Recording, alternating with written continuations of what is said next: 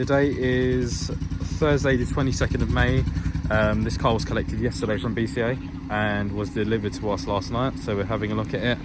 We're PD Prestige and Performance, and we are also a specialist garage. There are quite a few things that haven't been mentioned on the report.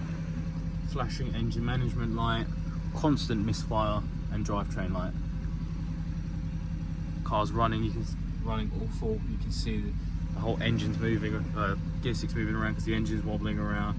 Flashing engine management light. This fault was there at the time of check. This isn't a new fault. This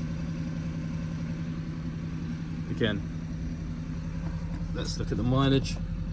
42,339. This car has done no miles since it's checked pretty much, and it's got a constant misfire.